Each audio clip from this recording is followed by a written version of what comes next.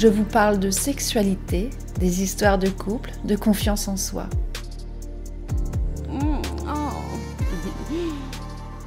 La Voix d'Annie, un podcast pour les femmes et les hommes pour se réconcilier avec votre sexualité, l'apprivoiser, se l'approprier. Bonjour et bienvenue dans La Voix d'Annie.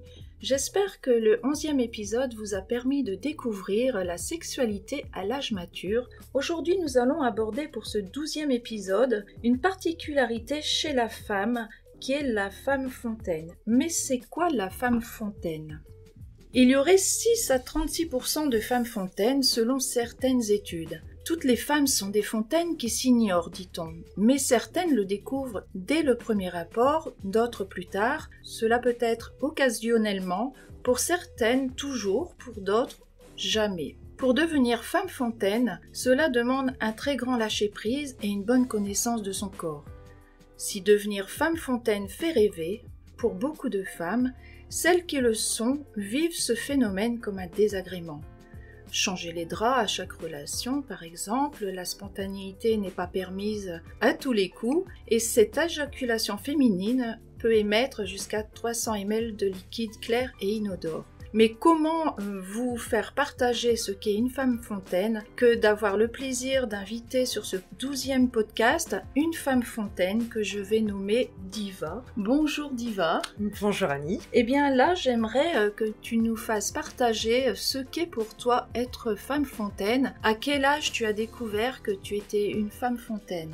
Alors j'ai découvert que j'étais femme fontaine, je devais avoir une 20aine d'années, c'était avec mon premier chéri et c'est arrivé comme ça lors d'un câlin qui était, ça faisait peut-être 1 an qu'on était ensemble et d'un seul coup il y a eu tout ça. Ça surprend d'être femme fontaine comme ça au milieu d'un premier rapport ? Oh mais complètement, d'ailleurs je l'ai très mal vécu, ça a été parce que j'ai cru que j'avais fait pipi au lit. D'accord. Lui était un peu plus âgé que moi donc il m'avait rassurée, alors je ne sais plus exactement les termes qu'il avait. Il a été bienveillant à ce moment-là avec toi. Ouais, ce qui t'a permis peut-être justement d'être rassurée juste après. Alors à l'époque pas du tout. Non, à l'époque je suis restée ça vraiment... n'était pas suffisant. Non, je pensais qu'il disait ça pour me rassurer, mais moi j'étais pas convaincue. J'étais convaincue que c'était vraiment quelque chose de l'urine en fait. Et justement, alors cette première fois où tu deviens femme fontaine, est-ce que tu sais que ça s'appelle comme ça et à quel moment tu découvres que tu es vraiment une femme fontaine ? Alors au départ non, je ne savais pas, j'avais jamais entendu ce mot-là.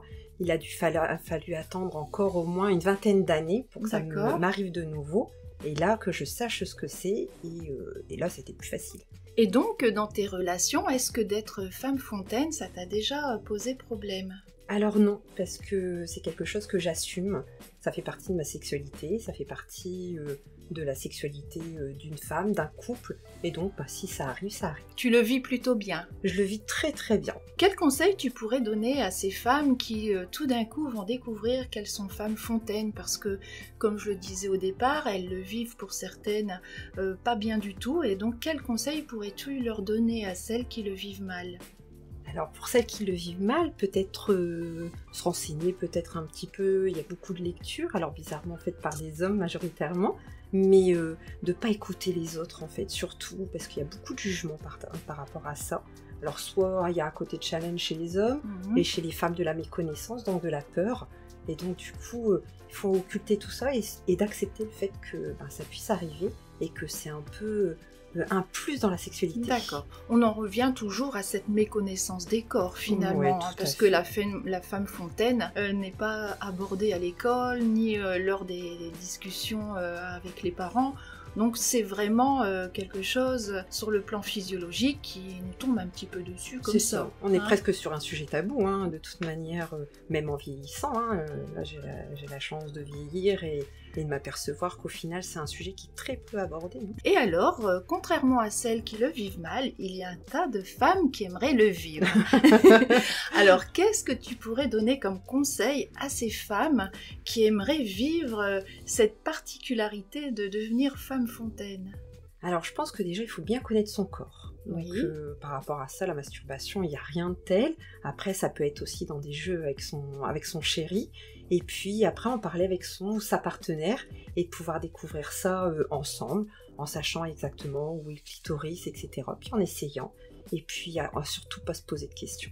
Surtout pas se poser de questions, laisser le mental de côté, Voilà. les préjugés, et puis tout ce qui est associé à la vulgarisation et aussi à cette particularité d'être une femme peut-être différente, donc vraiment l'assumer. Voilà, c'est ça. Puis aussi enlever la pression qu'on pourrait Oui. mettre, parce que des fois c'est le partenaire qui dit bon alors pourquoi t'es pas fontaine, je fais tout ce qu'il faut. Oui. Non, c'est pas de notre faute. Oui, c'est ça que, aussi, c'est que parfois les hommes, je peux l'entendre bien souvent, ils vont parfois avoir cette référence que si sa femme a été femme fontaine lors du rapport, eh bien c'est qu'il a fait tout ce qu'il fallait, et au contraire, si elle ne l'a pas fait à ce moment-là, c'est qu'il n'a pas fait ce qu'il fallait. Alors que ça n'a rien à voir, c'est vraiment... La femme peut jouir sans éjaculer et peut avoir les deux, c'est un plaisir qui est différent. Par contre, l'homme, une fois qu'il a éjaculé, il a fini son acte sexuel, et lui, c'est pas pour autant qu'il a éjaculé qu'il a eu du plaisir. Oui. Donc merci, bon, en tous les cas, merci beaucoup ma chère Diva, reste comme tu es, merci d'avoir contribué à rassurer les dames et aussi à informer sur ce sujet qui, comme tu le dis, est très tabou. Donc je vous donne rendez-vous le mois prochain, merci Diva. Merci à toi. Et puis n'hésitez pas à liker, partager mes podcasts, je suis sur Facebook, Annie Kérinck, thérapeute, on se retrouve très vite, à bientôt les amoureux de la vie. La voix d'Annie par